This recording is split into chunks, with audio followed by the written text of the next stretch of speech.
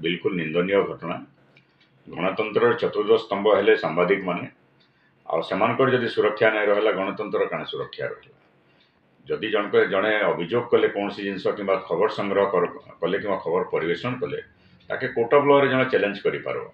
किंतु एंता जन को कंगारू कोर्ट रे बांधे करी अटैक करवाटा सभ्य समाज जन सांबादिक को एटा सब स्तर निंदा करा जिबा कथा।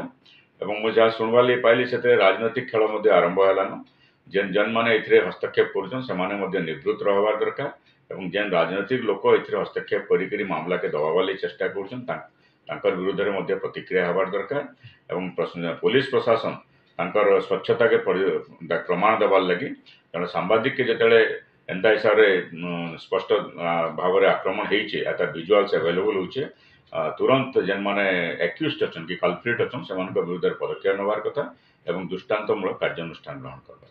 अलग स्टेट अपेक्षा देखले ओडिशा रे सांबादिक निहाती भाव असुरक्षित बोली कहुचे विभिन्न समय विषय उठुचे आलोचना होचे किंतु सरकार आज तक केनसी सरकार पदक्षेप नहीं नवा एटा होचे सबुठ दुखर कथा लज्जार कथा। वर्तमान कम से कम सरकार परिवर्तन होइछे माननीय मुख्यमंत्री गृह विभाग तांकर अधीन गृह विभाग अच्छे तेणु सरकार को स्पष्टता स्वच्छता प्रदर्शन करवार लगी माननीय मुख्यमंत्री हस्तक्षेप करुन एवं जिला पुलिस प्रशासन के डायरेक्शन दौन डीजी पुलिस एक्शन के आसुन एवं जेन मान एक प्रकार कार्यक्रम एक प्रकार कार्यकलाप विरुद्ध दृष्टांतमूलक कार्यानुष्ठान ग्रहण करा।